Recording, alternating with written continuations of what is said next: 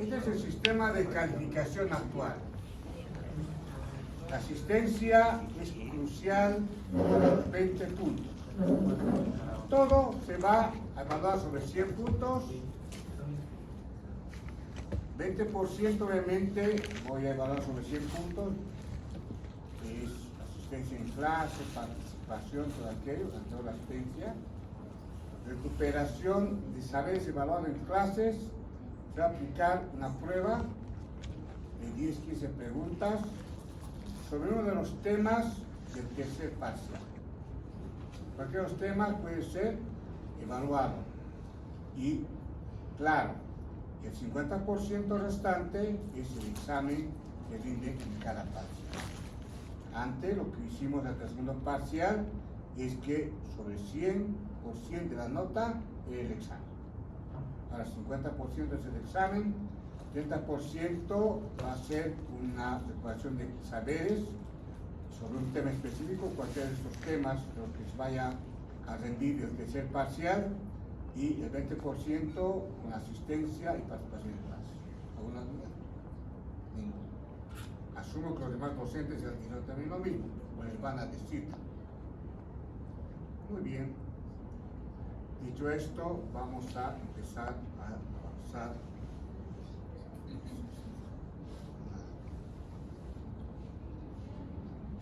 Doc, una pregunta.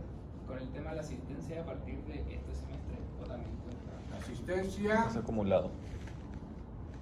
¿De lo anterior o de la A ver, todo lo que tiene que ver desde después del segundo parcial.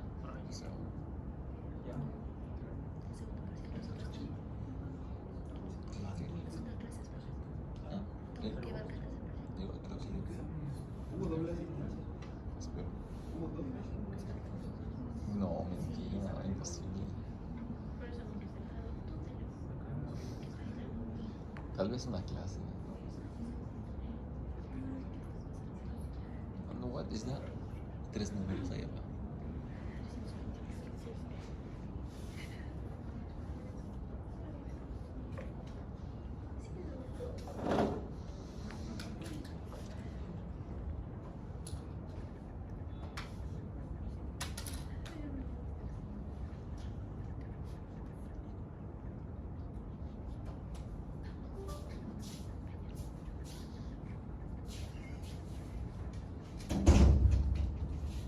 ¿Así? Sí. Muy bien, hablamos de patologías de la glándula tiroides y de la glándula paratiroides durante la gestación, durante el embarazo. En principio señalemos que estas alteraciones de la glándula tiroides son la segunda causa de complicación endocrinológica durante el embarazo después de la diabetes. La fisiopatología en cuanto a este evento clínico. Durante el embarazo, la glándula tiroides incrementa la producción de hormona de un 40 a 100%. ¿Por qué? Porque hay requerimiento fetal, obviamente, para cubrir necesidades maternas, entre todo fetales. ¿Y esto qué se traduce? ¿Cómo?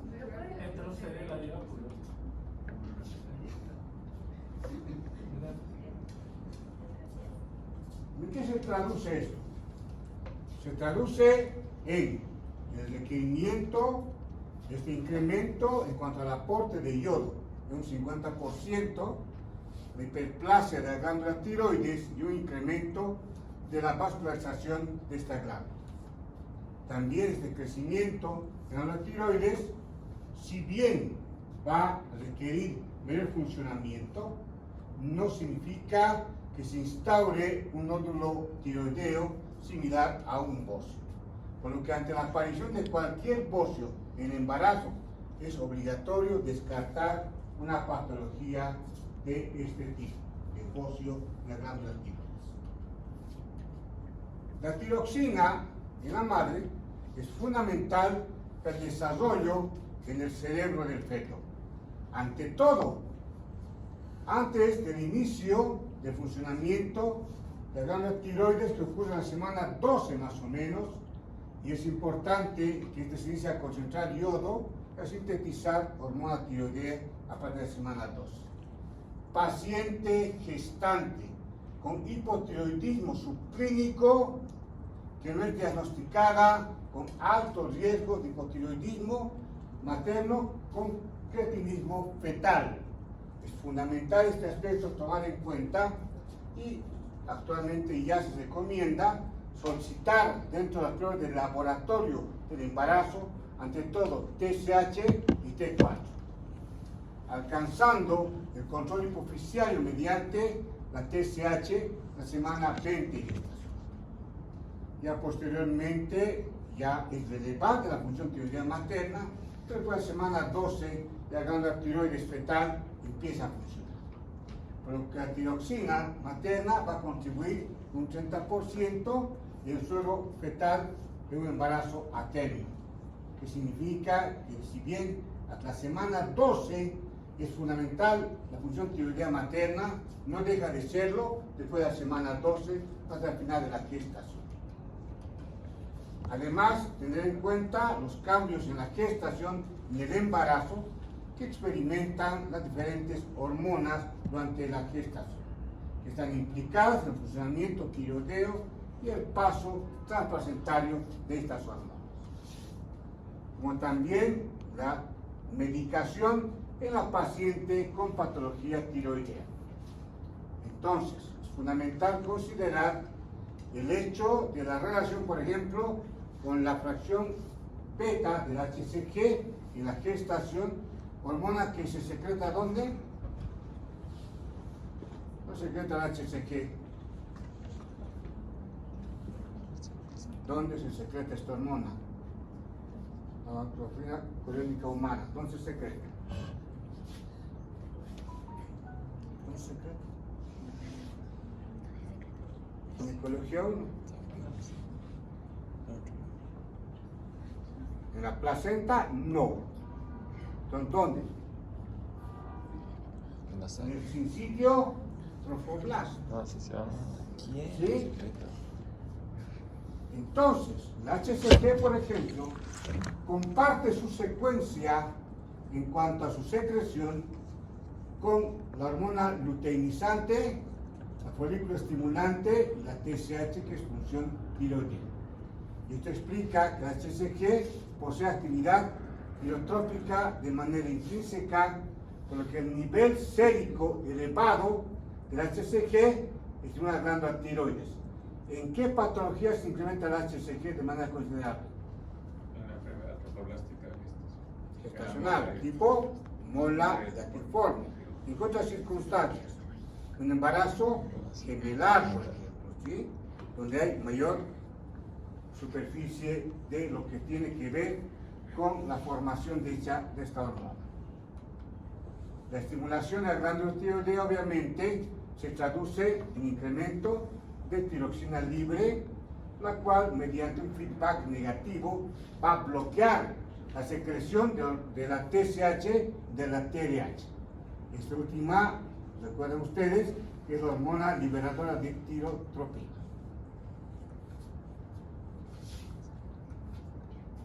Es importante considerar que la HCG alcanza cifras máximas primeras 12 semanas de gestación, por lo que la actividad de la tirotropina en etapas tempranas del embarazo reduce más de un 80%. Los valores de referencia de la TSH en el embarazo varían en relación a la población no gestante. Entonces, por efecto del HCG, esta hormona está disminuida en la paciente gestante a diferencia de la paciente no gestante. La TRH no incrementa durante la gestación, pero podría atravesar la barrera placentaria y estimular a la glándula de lo que es la hipófisis en el feto. La globulina fijadora de tiroxina, la TBG, incrementa al inicio de la gestación hasta llegar a su punto máximo, semana 20 de gestación. Y se estabiliza entonces y se mantiene este nivel durante el resto del embarazo. ¿Cuál es la diferencia? Que incrementa, que duplica esta cantidad al parámetro basal que la paciente tuvo antes del embarazo. T4 libre alcanza cifras máximas con niveles de HCG, luego se va normalizando la T4 libre, son pequeñas fracciones atraviesan la placenta y la T3 se incrementa hasta la semana 18 para posteriormente quedar estabilizada la concentración de la T3. Son pequeñas fracciones, pueden atravesar la barrera placentaria, por lo tanto, yodo, anticuerpos, antifunción tiroidea, la TC1, la TGB2 van a atravesar la barrera placentaria, la tionamida tipo metimazol y propiltiuracilo a través de la barrera placentaria, medicamentos utilizados en patología tiroidea, beta bloqueantes adrenérgicos a través de la barrera placentaria, por lo que es importante el manejo adecuado de este tipo de medicamentos, como la levotiroxina que atrae la barrera placentaria. Esto es fundamental tomar en cuenta en pacientes con hipotiroidismo que requieren tratamiento con levotiroxina, porque también el feto se va a beneficiar de este medicamento. Prevención de la deficiencia de yodo. En el embarazo se debe incrementar la ingesta de yodo, un aspecto a tomar en cuenta, por ejemplo, en Bolivia, país mediterráneo, que no tiene acceso a alimentos marinos frescos, para que la glándula tiroides materna incremente la síntesis de hormonas y la tiroides fetal pueda producir la hormona. La deficiencia de yodo durante el embarazo tiene estrecha relación con incremento de abortos, mortalidad fetal y perinatal. Perinatal, ¿en qué semana o en qué etapa se traduce como perinatal? Cuando dice mortalidad perinatal, ¿en qué semana estamos hablando? 28 días. Semana 22 de embarazo, ¿hasta cuándo? Hasta 28 días después del nacimiento. Corresponde a la etapa fetal tardía y a la etapa neonatal. Bajo peso al nacer y alteraciones en el neurodesarrollo fetal.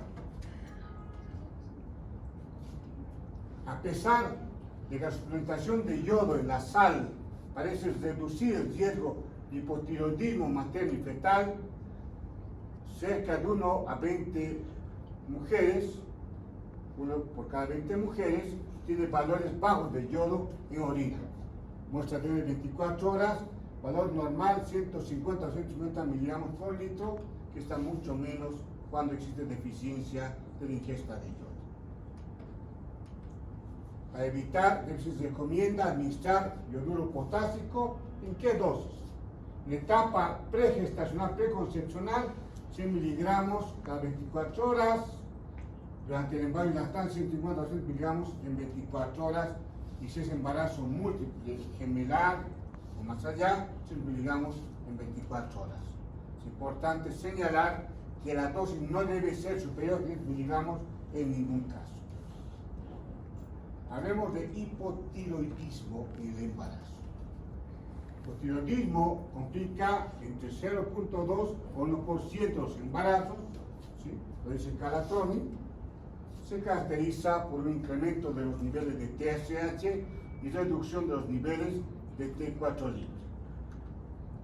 El hipotiroidismo se manifestará con sintomatología inespecífica e inconstante, consecuencia de una reducción de la actividad metabólica en la glándula tiroides principalmente, y esto de manera sistémica. Algunos de los síntomas clínicos son no siempre que se puedan distinguir. De algunos de los síntomas y signos asociados al embarazo, como astenia, puede haber de manera fisiológica en el embarazo. Es un fenómeno fisiológico muchas veces. Somnolencia, astenia en la paciente gestante, a veces vemos un fenómeno fisiológico. Estreñimiento, por ejemplo, por el efecto de la progesterona, hay tendencia a estreñimiento en el embarazo, entre comillas de manera fisiológica, pero también el hipotiroidismo. Parestesias, tal vez va más con hipotiroidismo, Incremento de peso, obviamente la paciente gestante incrementa de peso, en este caso hipotiroidismo de manera excesiva. Otros síntomas característicos del hipotiroidismo son intolerancia al frío, edema, síndrome del túnel carpiano, piel seca y caída del cabello. Se estima que un tercio de gestantes con hipotiroidismo tienen síntomas los más clásicos. Otro tercio tiene sintomatología moderada y el resto de las pacientes están asintomáticas a pesar de que existe una alteración funcional evidente en la glándula tiroides. La presencia de bocio es un hallazgo inconstante en gestantes con hipotiroidismo. No esperemos bocio en paciente gestante en relación al hipotiroidismo, que se va a diferenciar muy bien aquí. Otro que la función tiroidea con TSH-T4 debe ser una prueba de rutina en laboratorio durante el embarazo. Siendo más frecuente la frecuencia de bocio en mujeres con tiroiditis de Hashimoto o en mujeres con deficiencia de yodo. Efectos gestacionales en relación a hipotiroidismo. 70% de mujeres con hipotiroidismo no tratado presentan ciclos anovulatorios y por consecuencia reducción de la fertilidad. El hipotiroidismo de manera manifiesta tiene estrecha relación con incremento del riesgo en el embarazo. Paciente con hipotiroidismo se cataloga como embarazo de alto riesgo o alto riesgo obstétrico, con el consiguiente incremento de la mortalidad perinatal, pérdida fetal, alteración estructural en el feto, preeclampsia como patología hipertensiva en la gestación, anemia, desprendimiento prematuro de planeta normoinserta, patología hemorrágica, es una mitad del embarazo y también hemorragia postparto. ¿Cuál es su conducta frente a hemorragia postparto? ¿Qué es lo que hace frente a hemorragia postparto? Fue expulsada la placenta, fue expulsado obviamente previamente el feto, iniciamos sangrado rojo rutilante, rojo vivo, con coágulos, hemorragia postparto. ¿Qué haces con la paciente? Está sangrando. ¿Continúa sangrando? No. ¿Cuál es la causa de la hemorragia? Que es lo primero, determinar la causa. ¿Cuáles son las 4 T's? Tono, tejido, trauma, trombina. ¿Qué es lo más frecuente? Tono. Conducta frente a tono hipotensivo. ¿Qué hacen con la paciente? Primero, lo que es el MATEP, Doc. El MATEP sería algo previo, ¿no? Sí. ¿Qué significa MATEP? ¿Qué significa? Manejo Activo, la tercera etapa del parto. ¿En qué consiste el MATEP? primero uterotónicos, Doc. Uterotónicos tipo oxitocina. Y el MATEP señala. Apenas se desprende el hombro anterior, oxitocina dice unidades intramuscular.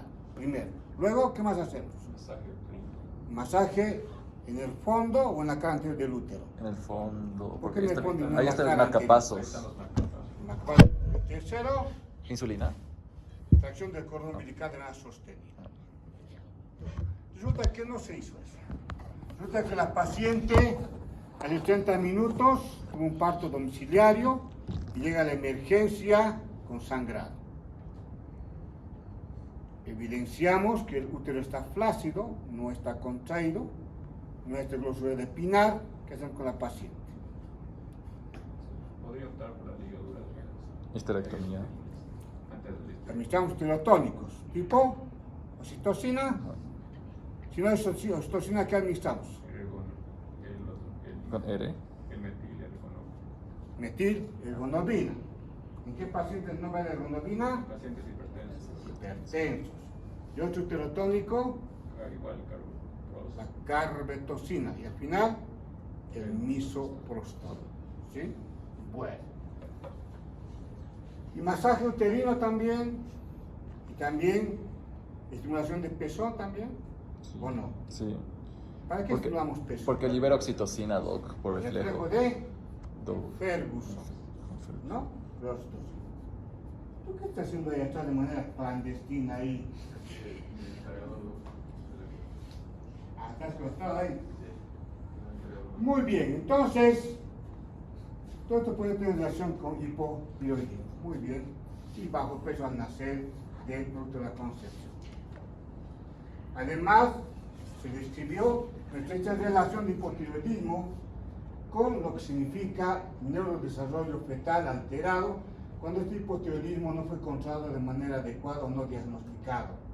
Y esto evidencia mayor riesgo de alteración neurológico del feto y del nuevo ser, con puntuaciones más bajas los de inteligencia infantil.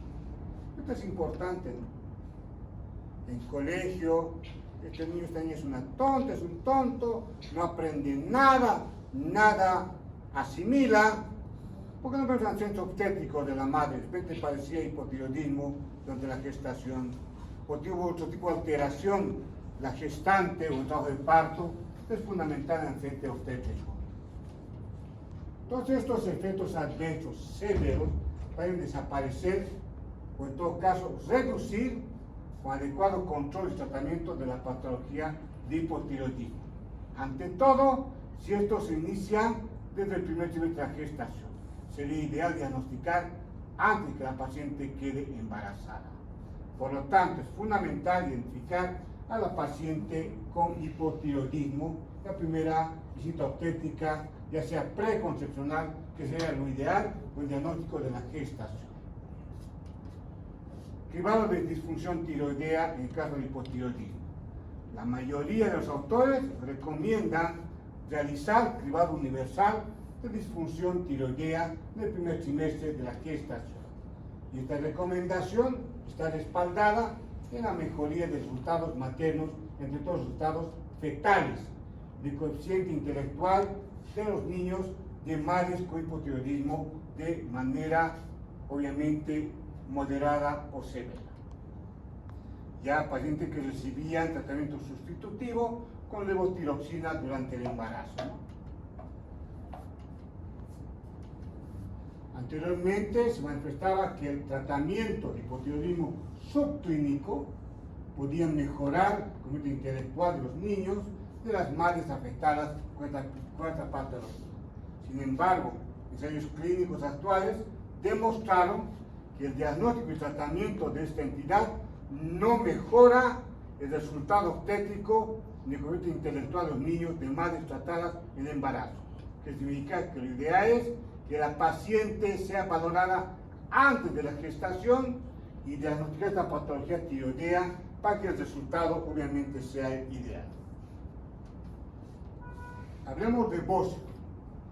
La realización de estudios de función tiroidea en gestantes asintomáticas de bajo riesgo que presenten un ligero aumento, incremento del tamaño de esta glándula tiroides no está justificada, ya que en el embarazo normal un 30% de las gestantes pueden presentar un BOSC, pero no muy manifiesto. Obviamente, en una mujer gestante con BOSC significativo o en presencia de nódulos tiroideos, está indicada la realización de estudios de función tiroidea, al igual que lo estarían fuera de la gestación. Claro que es evidente este incremento del volumen de la glándula tiroides, hay que estudiar. Factores de riesgo para disfunción tiroidea en relación a hipotiroidismo. Sintomatología de hipotiroidismo o hipertiroidismo. Antecedentes de disfunción tiroidea tipo bocio, cirugía o ablación de glándulas tiroides o portadoras de anticuerpos antitiroideos u otro tipo de patologías autoinmunes. Diabetes tipo 1, que ante todo ya es una patología autoinmune. Radioterapia previa a nivel de cráneo, tanto lo que es la cabeza, pero también el cuello. Gestantes en zonas con yodo deficiencia en la dieta, infertilidad o antecedente de aborto, de parto pretérmino, índice de masa corporal mayor a 40, historia familiar de disfunción tiroidea, o edad materna mayor a 35 años, en todo caso, dice 36, con primera gestación. Tiroiditis de Hashimoto o tiroiditis linfocitaria crónica. Es un tipo de hipotiroidismo de causa autoinmune. Anticuerpos antiperoxidasa positivos y en 100% de los casos de anticuerpos antipiroglobulina positivos, 50-70% de estas pacientes. Con prevalencia en mujeres de edad fértil, hasta un 10%, suele presentarse en mujeres de edad media, y eso es importante tomar en cuenta el parámetro. Entonces, ¿en qué década de la vida están la mayoría? ¿Segunda o tercera? Tercera, ¿no? ¿O segunda? ¿Cómo es? Tercera. Yo, Doc, Sí. Tercera, Doc. Tercera, ¿no? Sí. Tercera. Entonces, ¿están en la edad media o no? 25 a 35 años es la edad media en el caso de gestantes. Es la edad ideal para un primer embarazo. Esto no está en esa edad. ¿Sí? Obviamente, esto es importante tomar en cuenta. Aunque lo más frecuente es que estas permanezcan eutiroideas hasta un 80%, pueden presentar hipotiroidismo junto a un bocio indoloro. Siempre hay que examinar, palpar. La gama tiroides en condiciones normales, cuando no hay patología, ¿se palpa? No, Doc. No. Es difícilmente. Lo correcto es hacer examinar en la parte posterior, ¿no? ¿Qué es lo de examinar de la parte anterior? Eso no es examen de glándulas tiroides. En ocasiones se produce un hipertiroidismo inicial autolimitado, la toxicosis, que la gran mayoría de las veces no precisa tratamiento porque es un evento transitorio. En caso de que se presente el hipertiroidismo, la tiroiditis de Hashimoto, se debe descartar la relación de tiroiditis de Hashimoto con enfermedad de Graves. Las pacientes eutiroideas, pero con anticuerpos antitiroideos positivos, conocidos previamente a la gestación, tienen mayor riesgo de evolucionar a hipotiroidismo clínico en la gestación o a desarrollar la tiroiditis postparto, por lo que es recomendable determinar la cantidad de HCG cada 4 semanas hasta semana 16 a 20 de embarazo y como mínimo una determinación más entre la semana 26 a 32, además de revalorar a la paciente en cuanto a la función tiroidea en el postparto, en el puerperio. ¿Sí? ¿Cómo clasifica el puerperio?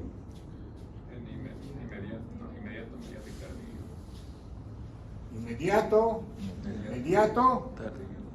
tardío y alejado, ¿sí? ¿Cuáles son los 5 síntomas del puerperio patológico? El infeccioso, Hemorrágico, infeccioso, endocrino, doloroso, Psicológico. endocrino, psíquico o psiquiátrico. Hemorrágico, las 4 T's. ¿Sí? Y en cuanto a infeccioso, ¿cómo se clasifica el síndrome infeccioso? No era mastitis y... Ya, glándula mamaria, mastitis. Ajá. Dispara gente causada de mastitis, estafilococo aureus, sensible a doxiciclina o a dicloxacilina. A dicloxa o a doxiciclina. A dicloxacilina, que es una penicilina. Penicilina. La doxiciclina, ¿qué es? Es una Una tetraciclina. tetraciclina, ¿no? Muy bien. Y a nivel genital, ¿con qué inicia el síndrome infeccioso? Con una endometritis. Luego, ¿a qué pasa? A pelviperitonitis. Después, Enfermedad pélvica. infección generalizada. Epi. Luego, septicemia. Y al final, ¿qué? Shock séptico. ¿Sí? Y dentro del síndrome endocrino, el síndrome de Zika, ¿en qué consiste? En el infarto de exposición. PAN, hipopituitarismo. ¿Qué es eso? Insuficiencia de la adenohipófisis. ¿A qué se atribuye? A trombosis de la arteriola que llega a la glándula hipófisis o O hemorragia. a hemorragia obstétrica abundante o masiva. Y la de Shari-Fromer, Hay una triada. pues la triada, Galactorrea. galactorrea, ¿qué más? Algo con el ovario. Amenorrea y atrofia Ovario. uterovárica. ¿A qué se atribuye? A hipoestrogenismo con hiperprolactinemia. ¿Sensación? ¿No? Ya se olvidaron que van conmigo en psicología. Puede ser eso parte de la evaluación de los 10 o 20 o 15 preguntas. Pero claro, algo que estamos recordando. ¿Sí? Ahora, ¿quién fue al baño? ¿Pidió permiso? Ese detalle no va a tener. Y finalmente, ¿qué son los entuertos? Son como. Son los entuertos. Ujú. ¿Recuerdas? ¿Qué son los entuertos? ¿Qué son los entuertos? Dolores que sienten. Son como. Dolor. Así. De tipo espasmódico a nivel de útero. ¿Y a qué se atribuye? A excesivo estímulo de la oxitocina. La paciente dice, doctora, cada que doy leche a mi bebé, me duele acá abajo. Se contrae, se endura, claro, el reflejo de Ferguson. ¿Los entuertos son fisiológicos o son patológicos? ¿Eventos fisiológicos o patológicos los entuertos? Fisiológico. ¿O ambos? Ambos. Fisiológicos, cuando los entuertos tienen relación con la lactancia materna. Fisiológicos, cuando al transcurrir los días la intensidad de dolor va disminuyendo. Patológicos, cuando no tiene relación con la lactancia materna, o cuando al transcurrir los días la intensidad de dolor no disminuye, tiende a incrementar. ¿Qué me está reflejando? Restos placentarios. ¿Sí? ¿Estamos de acuerdo? Sí, doc. ¿Tú qué no está apareciendo? Que baile, doc. Pero, ¿sí estás llegando o qué? Sí. Estaba sentado ahí, queriendo bailar aquí, ¿qué pasó? Bueno, entonces hay que ir recordando todo lo que aprendieron de ginecología 1, ¿sí? Y finalmente el síndrome psíquico o psiquiátrico, de depresión posparto, psicosis posparto, hasta esquizofrenia posparto. ¿Es así o no? Muy bien.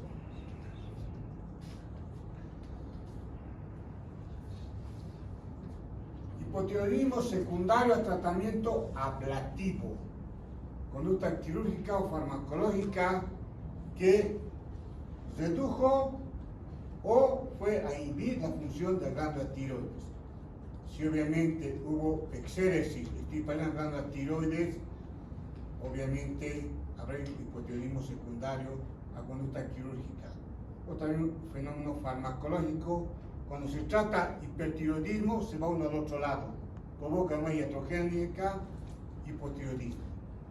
La segunda causa de hipotiroidismo en mujeres en edad reproductiva. ¿Y qué fármacos van a provocar esto?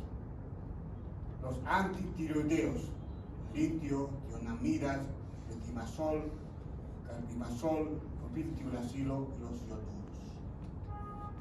Amiodarona, que es un antiarrítmico. Puede producir tanto hipo como hipertiroidismo, en dosis altas, dosis extremas. Inductores enzimáticos, fenitoína, fenobarbital, rifampicina, carbamazepina, van a acelerar el aclaramiento hepático de la tiroxina, ¿no? Los pacientes que reciben estos fármacos deben ser evaluados de manera relativamente frecuente en cuanto a función tiroidea. Y esto es habitual, ¿no? En otros países de la ferroso como suplemento en embarazo.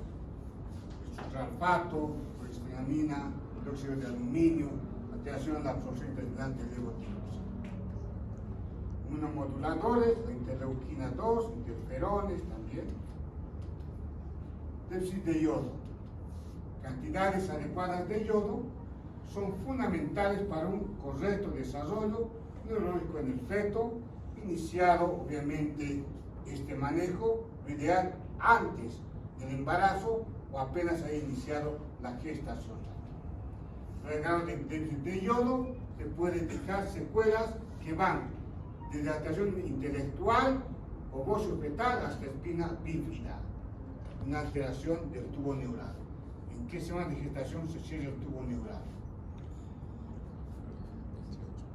¿Hasta qué semana de gestación esté el riesgo de daño o patología del tubo neural?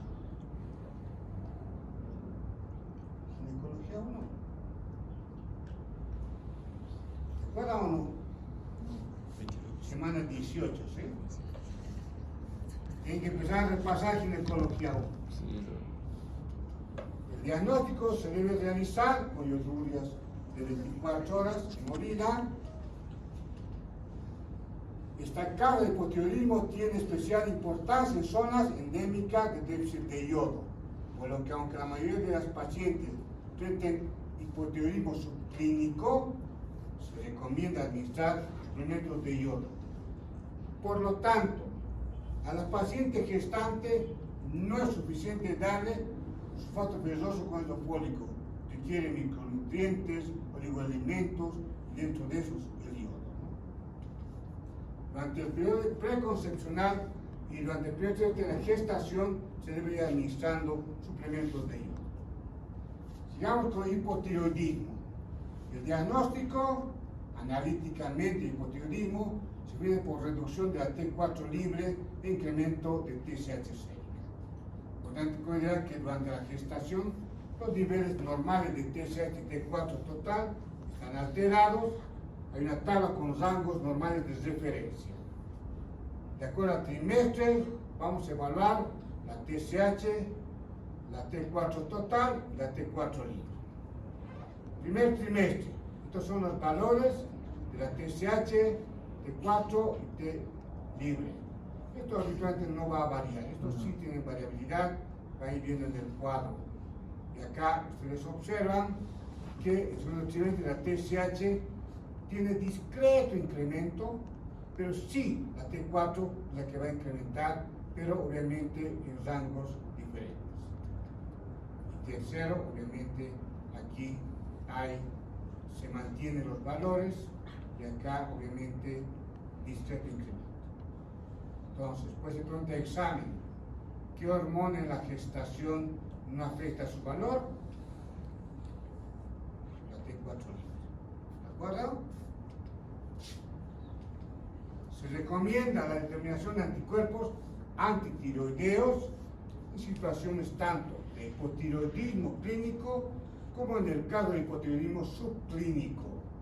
Los anticuerpos antiperoxidasa o antitiroglobulina. En rara ocasión conducen a cambios en el tratamiento de estas pacientes, por lo que actualmente no hay evidencia que apoye la determinación rutinaria de estos anticuerpos. No toda paciente gestante vamos a hacer determinación de anticuerpos. Con TSH T4 es suficiente.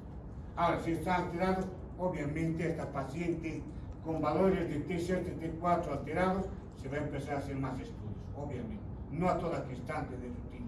No a toda paciente que ingresa control prenatal, luego control prenatal, anticuerpos, obvio que no. Manejo clínico de hipotiroidismo. Hipotiroidismo clínico. Este tipo de pacientes es fundamental el concepto preconcepcional. Diagnosticar esta patología antes del embarazo, ajustando el tratamiento con levotiroxina hasta alcanzar niveles de TSH menor a 2.5 miliunidades por litro. En los casos con ausencia de reserva tiroidea, como ocurre después de una tiroidectomía o ablación con yodo radioactivo, puede ocurrir un hipotiroidismo significativo en etapa inicial del embarazo. De esta forma, para reducir este riesgo, se recomienda incrementar un 25% la dosis habitual de tiroxina que recibía antes del embarazo la paciente a partir de confirmar esta gestación. ¿Y cómo ajustamos eso? A partir de saber qué dosis recibía la paciente y un 25% el incremento.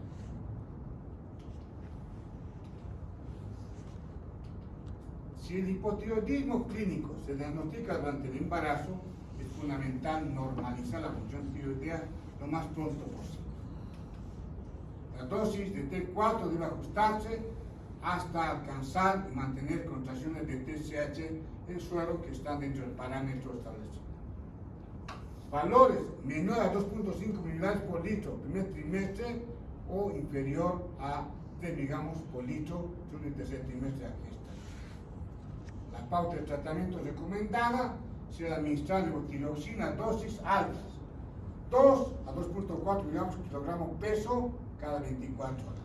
Y acá, si bien hay una dosis estándar en el embarazo, tiene que ir por kilogramo peso en 24 horas, que suele corresponder a 150 miligramos por 24 horas durante la primera semana. ¿Para qué? Para normalizar la función tiroidea de manera rápida, urgente. Ya posteriormente se debe reducir la dosis a 1.6 miligramos por kilogramo peso, 24 horas. La prueba de función tiroidea se deberá repetir a los 30, 40 días y luego cada 4 o 6 semanas hasta la semana 20 de gestación. Y como mínimo una vez entre la semana 26 a 32, ajustando la dosis de levotiroxina en función de los resultados.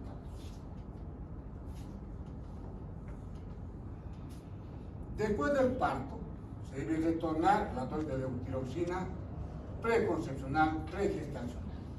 En aquellas gestantes en las que el tratamiento se inició en la etapa preconcepcional antes del embarazo, o reducir un 25% de la dosis de levotiroxina en aquellas gestantes o post ya puérperas donde el tratamiento se inició durante el embarazo. Entonces, en unas y en otras, se debe revalorar a la paciente en cuanto a niveles de TSH en lo que es el control del puerperio. Hipotiroidismo subclínico se define como un nivel de TSH sérica elevada en presencia de un nivel de T4 libre normal. La prevalencia del hipotiroidismo subclínico en la gestación se estima hasta un 5%. Hipotiroidismo subclínico es poco probable que haya hipotiroidismo clínico en el embarazo en pacientes por lo demás sanas que no tengan otra comorbilidad, otra patología de base. A pesar de esto, este grupo de gestantes es importante que se sometan a un perfil tiroideo de TSH y T4 libre. Esto en cada trimestre de gestación para descartar que el hipotiroidismo subclínico evolucione a hipotiroidismo clínico. Hipotiroidismo subclínico en cuanto a qué. La prueba de identificación actualmente el tratamiento de hipotiroidismo subclínico con levotiroxina usa la pérdida fetal y los partos pretérmino. Por lo tanto, se recomienda que este tratamiento por levotiroxina en las pacientes gestantes del primer trimestre que presenten TSH mayor a 10 microgramos, microunidades por ml, o TSH mayor a 4 microunidades por ml, o anticuerpos antiperoxidasa, tiroidea, o anticuerpos antitiroglobulina positivos. Acá cuando no existen estos datos, acá a partir de 4 lo hay que hacer cuando hay anticuerpos, y acá a partir de 10.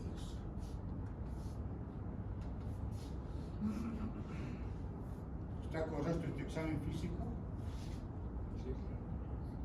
¿Sí? ¿La cabeza está bien que esté así? No, tiene que estar hacia Tiene que arriba. estar extendido. Está extendido. Dato importante, ¿no? Parecería a primera vista normal, pero no. Está extendido. Es fundamental, pequeño detalle que marca la diferencia. Hipotiroxinemia se define por la ausencia de TSH normal con T4 libre disminuida o baja.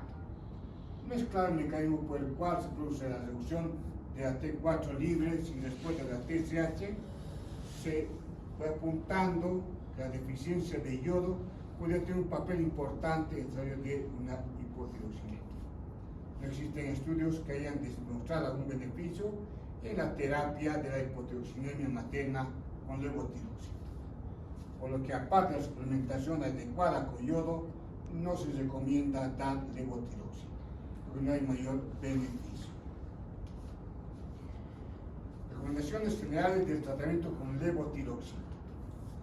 Cuando se debe incrementar la dosis de esta hormona, esta será de 25 a 50 miligramos, no duplicar dosis, porque se recomienda que la administración de levotiroxina se en ayunas y posteriormente se espera tiempo de 30 minutos para la ingesta de alimentos. Se recomienda separar la toma de levotiroxina con un intervalo de 4 a 6 horas de la toma del sulfato ferroso, carbonato cálcico y óxido de aluminio, porque reduce la absorción de la levotiroxina. Y eso es un aspecto que debe a nosotros llamarnos a la reflexión. No explicamos estos aspectos a la paciente. Muy bien, va a tomar esta tableta cada 8 horas, esta cada 12 horas, esta cada 24 horas. Pero por cada uno le sugerimos un esquema, horarios, que es fundamental. Durante el embarazo, el hipertiroidismo clínico ya obviamente se define como estado de hipermetabolismo, que es un evento totalmente diferente al hipotiroidismo. Muy bien. ¿Alguna pregunta hasta acá? No. ¿Alguna duda? Entonces, esta parte la vamos a abordar en la siguiente clase. ¿Ya? Entonces, hemos abordado hipotiroidismo y vamos a la siguiente clase a hablar de hipertiroidismo. Muy bien. Para la grabación. Preguntas, dudas sobre hipotiroidismo.